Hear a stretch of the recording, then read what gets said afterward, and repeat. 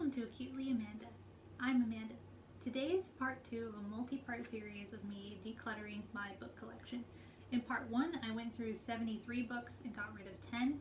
Today, I know I'm going to do better than that because I have a little bit of an idea already of how many books I'm going to get rid of because I think about it in advance.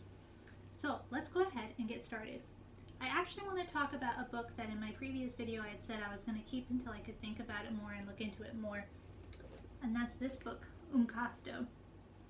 It's a children's book about indigenous children, and it is, I had seen in some modern reviews that it's poorly written, and I wanted to look at it and see if because I recalled enjoying it, but I looked at it and wow, it is poorly written, so I'm going to be getting rid of this. So that means that I had gone through 73, gotten rid of 10, so now that's going to be 11. And then I also, on a shelf I haven't gotten to yet, I had this copy of Paradise Lost, and I was just looking at it and I was like, I just don't even want this in my house anymore. I used to really love Paradise Lost, and the older I get, the more I don't. I think it's beautifully written, but I also don't love the message in Paradise Lost anymore the older I get, so I'm going to go ahead and get rid of that as well. Alright, let's get into my next two shelves. So here's our first pile. Alright, first up is The Red Badge of Courage. This book is set in the Civil War, the American Civil War. It's not a bad book, but it's not a book I feel the need to own, and it's easy to get a copy of digitally, so I'm going to get rid of it. Madame Bovary. This is an interesting piece of literature that I read for a course in college. I really enjoyed it. It has my notes and highlights in it. I'm going to keep it because I'm thinking about rereading it as well. The Great Dialogues of Plato. This is another thing that I really enjoyed when I first read it, and I went back and looked at it now that I'm older, and I'm like, I don't need to keep this whole book. Also, the Dialogues of Plato are all available online. My notes are nothing interesting in this, so I'm just going to get rid of it. I Could Pee on This and Other Poems by People's Cats. This was a gift from a family member, and I actually really, this book cracks me up every time I read it. So humor is good to have around, so I'm going to keep it. Bear by Marion.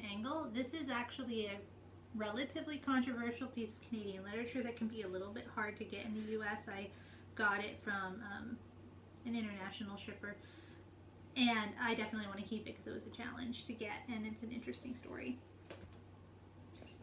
Homer's Iliad. This translation is the one that I like the best. I really like the story of the Iliad.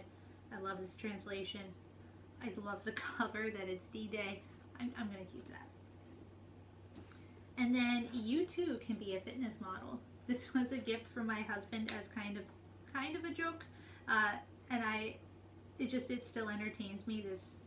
This book is really funny, so I'm going to keep it. Let me just fix up this pile slightly so it doesn't fall over. Okay, the next pile. You know already there's a lot of keeps in this pile, so I'm going to go through it pretty quickly. This is a big pile. There we go. Alright, now the top four. These are all Greek tragedies that I studied for school. And I was like, do I need all of these Greek tragedies? I don't think I need all of them. So I'm going to keep 2 of them and let go of 2 of them. So I'm going to keep Oedipus the King because I really enjoyed Oedipus. And I'm going to keep the Homeric hymns because I must have really enjoyed it because there's a lot of interesting notes in the Homeric hymns. So I'm going to keep those 2. But I'm going to get rid of the Phoenician Women and Bacchae. I'm not sure I'm saying Bacchae right. We never actually got to Bacchae in the class. It always annoys me when you buy a book for class and you don't get to it. And I wasn't that into the Phoenician Women, so I'm going to get rid of both of those. Now, the rest of these are all keeps, and I'm going to quickly explain to you why.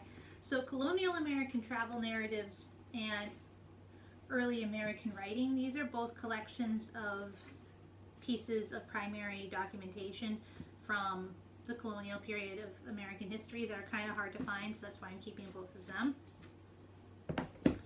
Changes in the Land and the Ecological Indian.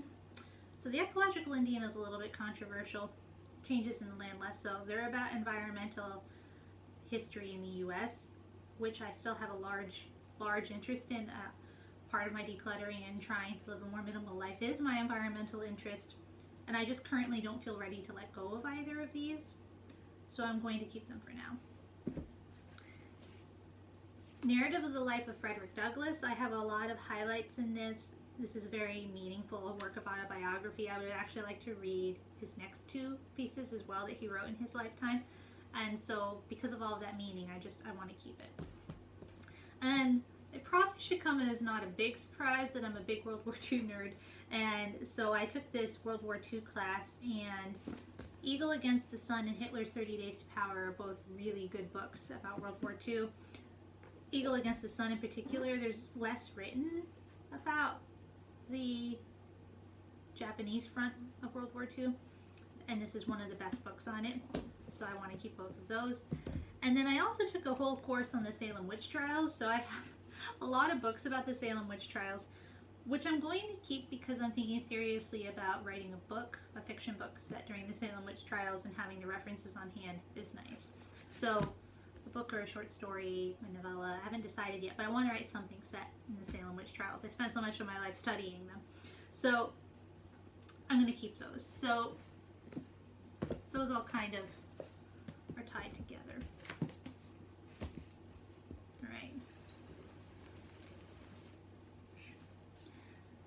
Alright, this next pile has a lot more that I'm getting rid of in it. It's a big pile. Should I try to pick this up? Let's see. Yes. There. This is a big pile and there's a lot going in it. Okay. Coleridge's poetry and prose. Just don't like romantic poetry. In the previous video I got rid of Lord Byron's poetry. I'm going to be getting rid of this. The same for Shelley's poetry and prose. No.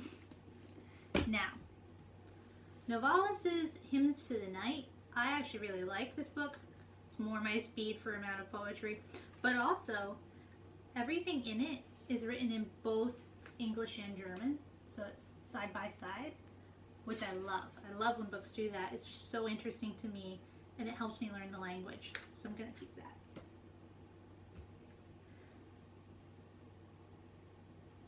Okay, I'm just double checking this one. Yes, this is one that I wanted to keep, Hesiod's Works and Days. This has a lot of notes in it. It's not too big, it's not taking up too much space, so I'm going to keep that. The Picture of Dorian Gray. I'm still into this book, and this has a lot of commentary in it. So because I'm still into The Picture of Dorian Gray, kind of a big way, I'm going to keep that. The Complete Poems of John Keats. No. Get rid of that. Goethe's Elective Affinities. I loved this book. It's German literature in translation. It's not that common to hear people read about it or talk about it. I did a lot of highlighting in this book, and I took a lot of notes in this book, and I'm definitely going to keep it. The Narrative of Arthur Gordon Pym of Nantucket. This is a lesser known Poe work. I love Poe. In the previous video I kept Poe's collection, so I'm going to keep this as well. The Great Gatsby. Not super my speed. Kind of every time I look at this I think about how sad I am for his wife. And this is super easy to get again because it's so popular. So if I ever changed my mind, I could get another copy easily. And there's no notes or anything in this, so I'm just going to get rid of it. The Black Swan. This is another book that I got for a course that we never got to the book. But I love the modern interpretations of the Black Swan, and I really want to read this. So I'm keeping this because I forgot I had it, and when I saw it on my shelf, I was like, oh, I've got to read that. So I'm going to keep that. All three parts of the Divine Comedy. Really enjoyed these, surprisingly, in spite of them basically being poetry. So for now, I'm going to keep all three. Although I will say, Paradise is the most boring, and I thought about getting rid of it, but for right now, I'm going to keep all three. The Early History of Rome. I was supposed to read this for school. I did not read this for school. Haven't read it in more than a decade since. I decided that I should get rid of it because I need to admit to myself that I'm never going to read the early history of Rome. This book was awarded to me in high school for reading from the book plate, Outstanding Academic Achievement in Leadership. So I'm definitely going to keep this. I have to be honest, this children's book about Martha Washington, did not love it as a child, was annoyed that I was given the book about the First Lady because I was a woman, as opposed to a book about one of the men who I was more interested in, or like a woman who did something. No disrespect to First Ladies, but it's just not as interesting to me. And it annoyed me that I got given this just because I was a girl who liked history. So I'm just still not really feeling it, so I'm going to let go of it. And then this is a book about the British opinion of the American Revolution from the time period of the American Revolution.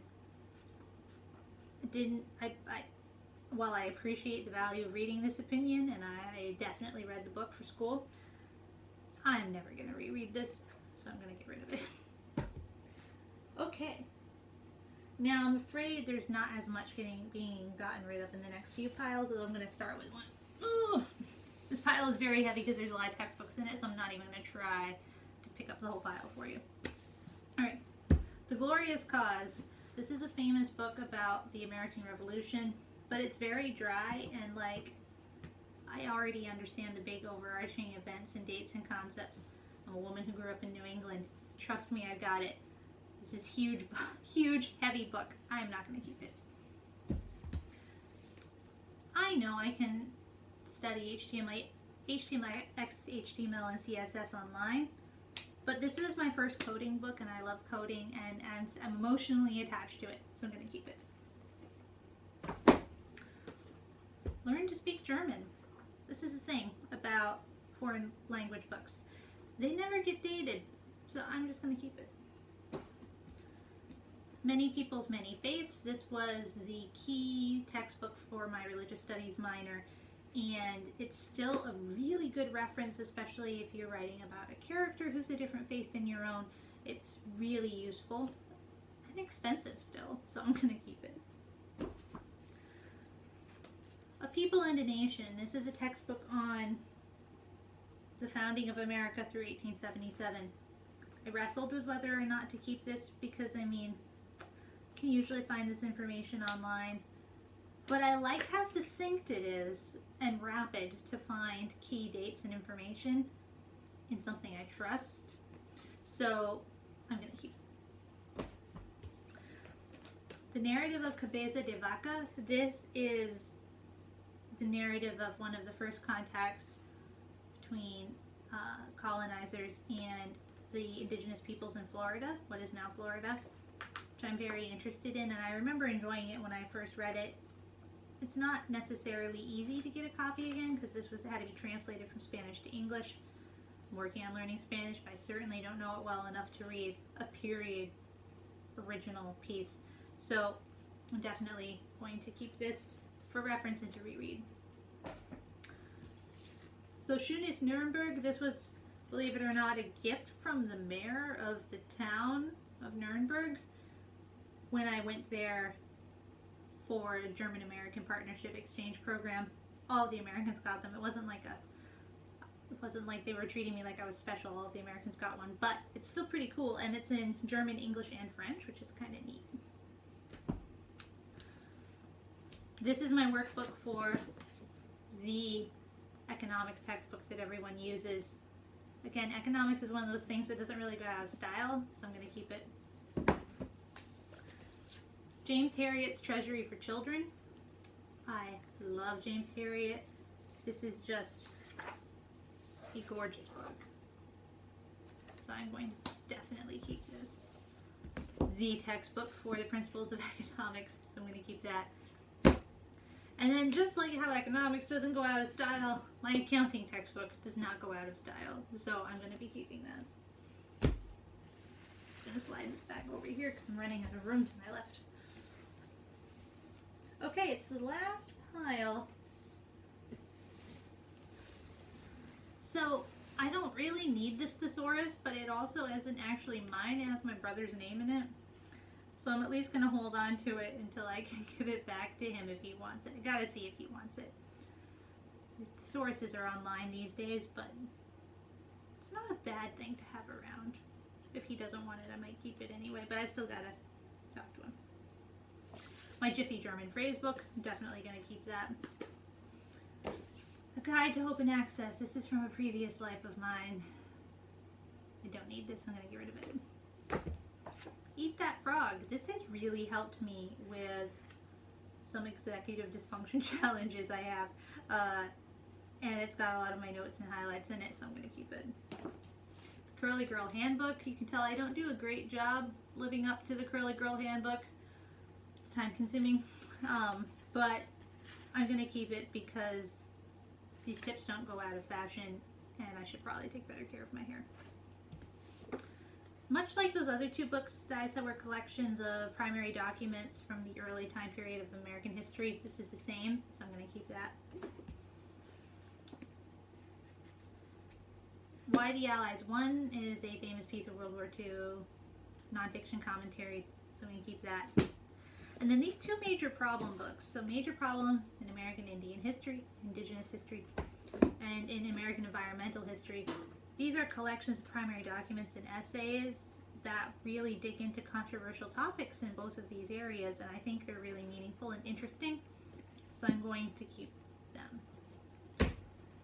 So that's it. So that gives me, I kept a tally so I wouldn't have to count in front of you.